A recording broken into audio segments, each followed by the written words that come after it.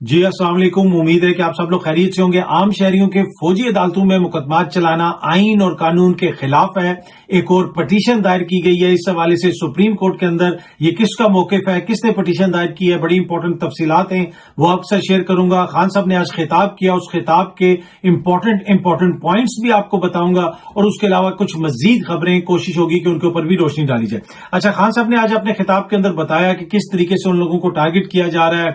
उन्होंने एक डॉक्टर साहब का जिक्र भी किया कि उनकी फैमिली को टारगेट किया गया, उनकी बीवी को मारा गया मुबैना तौर पे, और दीगर वाकयात का और दीगर इस तरह के जो इंसिडेंट्स हैं उनका भी उन्होंने जिक्र किया। उन्होंने कहा कि मैंने जिन लोगों को टिकट्स दिए थे 95% लोग मेरे साथ खड़े हैं।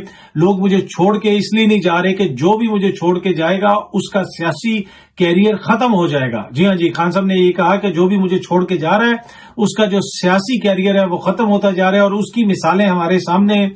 हालिया दिनों में जिन लोगों ने इमरान खान साहब को छोड़ा है उनकी सियासत किधर खड़ी है?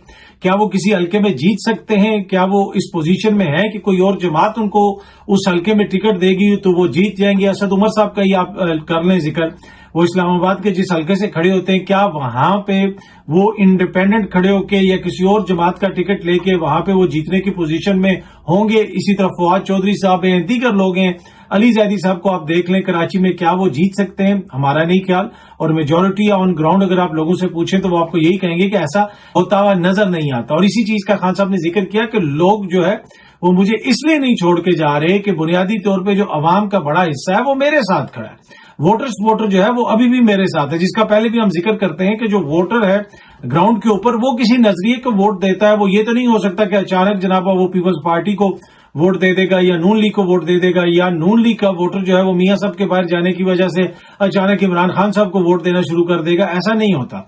ओवर द ईयर लोग अपना जहन बनाते हैं, चीजों को देखते हैं और उसके बाद फैसला करते हैं, और अचानक इस तरह चीजें तब्दील नहीं की जा सकती। आप अवाम का जहन अचानक इस तरह तब्दील नहीं कर सकते। और इसी चीज का जिक्र खान साहब ने भी कहा कि जो लोग सियासत को समझते हैं उनको ये समझने की जरूरत है, जो लोग इस वक्त इक्तदार में हैं, कि हम मुल्क को कहां लेके जा रहे हैं। क्या इस वक्त जो मुल्क के अंदर पोजीशन है, इकोनॉमिक पोजीशन हो जाए या दीगर जो मसाइल हो जाए, उससे क्या मुल्क बेहतरी की तरफ जा रहा है? उन्होंने ये भी कहा कि मुझे बातचीत करके आप मुझे कन्विंस कर दें कि मेरे जाने से मुल्क बेहतर होगा तो मैं साइड पे हो जाता हूं, आप मुल्क को बेहतर कर दें।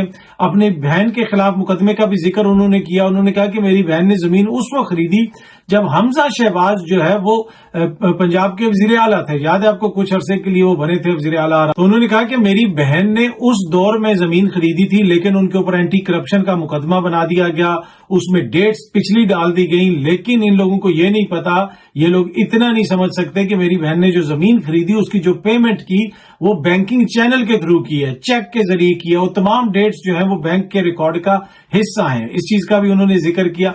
उसके अलावा वो जो उनकी बहन के ऊपर मुकदमा है उसमें जो 30 फरवरी की तारीख है वो पहले भी हम आपके साथ शेयर कर चुके हैं कि फरवरी के महीने में तो 30 तारीख होती नहीं।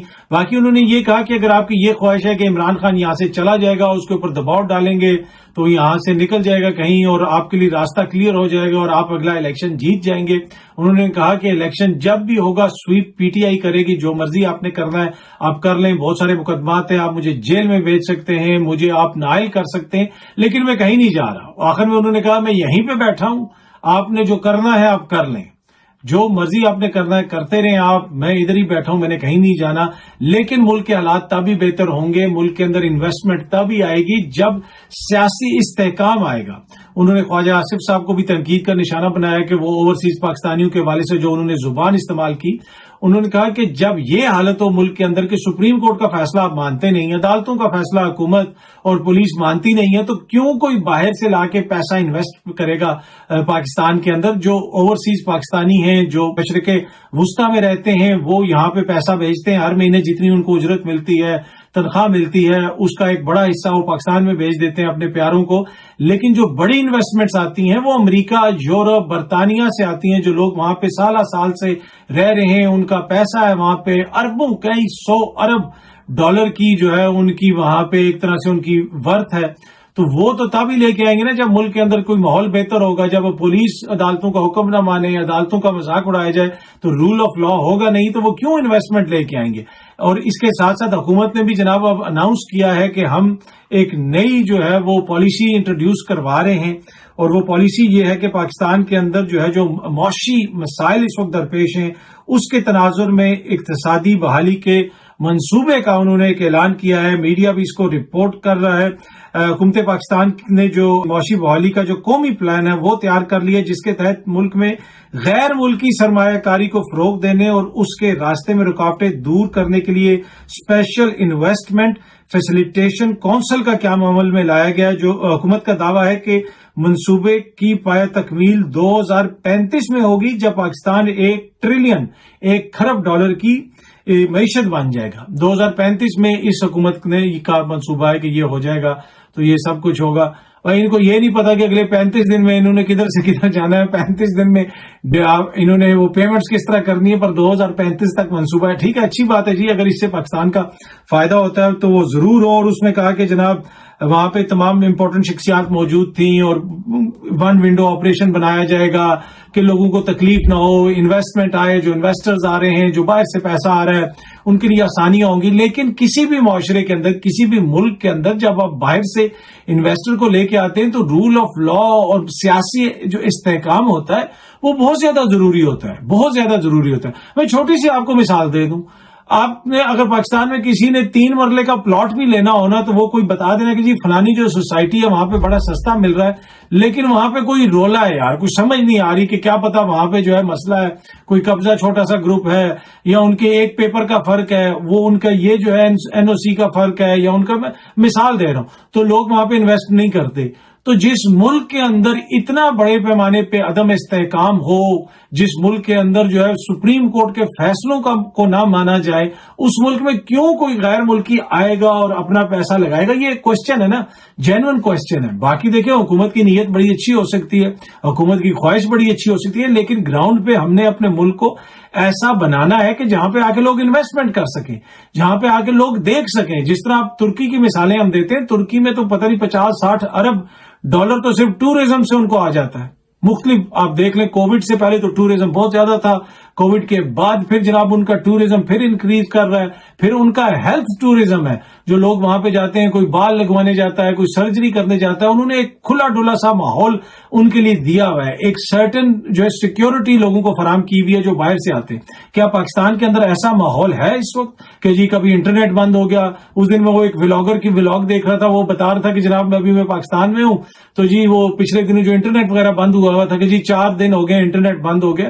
تو ایک ایسے ماحول کے اندر جس میں سب کا کردار ہے، تمام سیاسی جماعتیں جو اپوزیشن میں ہو یا حکومت میں ہو، ملک کے اندر کیا ایسا ماحول ہے کہ جس کی وجہ سے انویسٹمنٹ آئے گی؟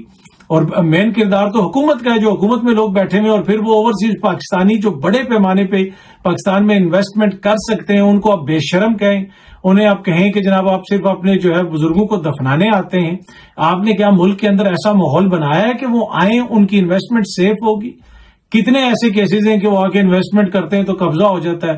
جہاں پہ جب رول آف لا ہی نہیں ہوگا تو کس طرح چیزیں بہتر ہوں گی؟ تو یہ سب کو سوچنے کی ضرورت ہے. اچھا، رول آف لا کی بات کی جائے تو سپریم کورٹ آج کل آپ کو پتا ہے وہاں پہ مختلف قسم کے مقدمات زیر بحث ہیں اور مختلف چیزیں سامنے آ رہی ہیں. اور رول آف لا سے ایک اور چیز بھی آپ سے شیئر کر دوں کہ سابق وزیر اعظم کے جو پرنسپل سیکرٹری ہیں اعظم خان صاحب، ابھی تک ان کا نہیں پتا چلا. جی ہاں جی، ابھی تک ان کا نہیں پتا چلا. 6 روز ہو گئے ان کو لاپتا ہوئے اور ابھی تک ان کا نہیں پتا چلا. یہ حالات ہیں رول آف لا کے، یا وہ دارالحکومت سے غائب ہو گئے. تو ایسی صورت میں کون سا انویسٹر آئے گا، وہ انویسٹمنٹ کرے گا ون ونڈو آپریشن کے تحت، جناب اس کو بڑی ہم فیسیلیٹیٹ کر دیں گے تو وہ ہم سے متاثر ہو جائے گا؟ نہیں، ایک پورا کولیکٹیو، ایک اوور آل ایک ماحول بنانا ہے ہم نے اپنے ملک میں، جہاں پہ آ کے مختلف لوگ آ کے انویسٹمنٹ کریں اور ہمارے ملک کی جو اکانومی ہے اس میں ان کی جو پیسہ ہے وہ لگے اور ملک کی اکانومی بہتر ہو. جہاں تک ملک کی اکانومی کا تعلق ہے وہ آپ کو بھی پتا ہے، مجھے بھی پتا ہے کس نہج پہ پہنچ چکی ہے. لیکن چیئرمین سینٹ کی مراعات کو جس طرح بڑھایا گیا، اس کے اوپر خورشید شاہ صاحب کا میں دیکھ رہا تھا، وہ ٹی وی پہ بات کرتے ہوئے کہہ رہے تھے کہ دوسروں کو مراعات پر تو کوئی اعتراض نہیں ہوتا. خورشید شاہ صاحب نے یہ کہہ دیا. سلیم جو مانڈوی والا صاحب تھے وہ یہ کہہ رہے تھے کہ قانون سازی چند لوگوں کے بیچ میں ہوئی، دیگر ارکان کو غلط معلومات دی گئیں اور یہ قانون پاس کروایا گیا. بل 2 منٹ میں سینٹ میں پاس ہو گیا تو وہ اس کے اوپر اعتراض کر رہے تھے. لیکن جو خورشید شاہ صاحب تھے وہ یہ کہہ رہے تھے کہ جناب کہ نہیں جی ہونی چاہیے، کیوں نہ مراعات ملیں، دوسروں کو ملتی ہیں تو ان کو بھی ملنی چاہیے. اچھا، बात हम कर रहे थे रूल ऑफ लॉ की पाकिस्तान के अंदर जो ओवरऑल इस वक्त सिचुएशन है उसके ऊपर। अब आपको पता है कि 9 मई के वाकयात के बाद बहुत सारे लोगों के मुकदमात कहा जा रहे हैं कि जी वो फौजी अदालतों में चलाए जाएंगे, आर्मी एक्ट के तहत हुकूमत की ख्वाहिश है कि मुकदमात चलाए जाएं। उसके खिलाफ सुप्रीम कोर्ट में पहले भी पिटीशंस जा चुकी थी, लेकिन अब साबिक chief justice Jawad S Khawaja ने भी फौजी अदालतों के खिलाफ दरखास्त दायर कर दी है। ये जो जस्टिस जो है जवाद एस ख्वाजा साहब की पिटीशन है, ये मैंने पूरी पढ़ी है, बड़ी मुफसल, और उन्होंने बहुत सारे पॉइंट्स इसमें रेज किए हैं। इसमें बुनियादी इशू ये है कि दीगर लोगों ने भी ये पिटीशन दायर की है, हामिद खान साहब ने भी की हुई है, मेरे ख्याल में लतीफ खोसा साहब और इत्तेजाज अहसन ने भी जो है ये की हुई है, और लतीफ खोसा और इत्तेजाज अहसन साहब की चीफ जस्टिस साहब से मुलाकात भी हुई है। इस पिटीशन में जो बुनियादी नुक्ता है, जो ये ओवरऑल जो नुक्ता है कानूनी, वो मैं आपको बता देता हूँ। जवाद एस ख्वाजा आपको पता है पाकिस्तान के साबिक चीफ जस्टिस रह चुके हैं, उनकी भी मैंने आपको बताया कि उन्होंने भी 40 सफ़ों की तकरीबन पिटीशन है, और वो मैंने पूरी पढ़ी और बड़ी सादा अल्फाज में कोई भी शख्स उसको पढ़े तो बुनियादी चीजें आपको समझ आ जाती हैं। दीगर जो पिटीशंस आई हैं वो भी नजर से गुजरी हैं, तो मैं आपको मेन इसका जो आर्ग्यूमेंट है वो समझा देता हूं। आर्ग्यूमेंट ये है कि जनाब पाकिस्तान के कानून के अंदर सेपरेशन ऑफ पावर है, एग्जेक्टिव है, एग्जेक्टिव आर्म ऑफ द जो हुकूमत है वो लागू करते हैं फैसलों को। हुकूमत जो बनती है जिसमें आपकी मुकन्नना है, पार्लियामेंट है जहां से लोग चुने जाते हैं, वो काबीना का हिस्सा बनते हैं, हुकूमत बनती है वो, और जो मुकन्नना है जो पार्लियामेंट है वो कानून साजी करती है। एग्जेक्टिव हुकूमत और उसके इदारे कानून के ऊपर अमल दरामद करवाते हैं, और अदलिया जो है वो कानून के तहत फैसले करती है। हर किसी की अपनी अपनी पावर है। ये नहीं हो सकता कि एक महकमा जो है वो खुद ही वो एग्जेक्टिव आर्म भी बन जाए, वो प्रोसिक्यूट भी करे और लोगों को मुकदमात भी चला दे। तो ये जो सेपरेशन ऑफ पावर है, वो जो प्रिंसिपल है, उसकी खिलाफ वर्जी होती है।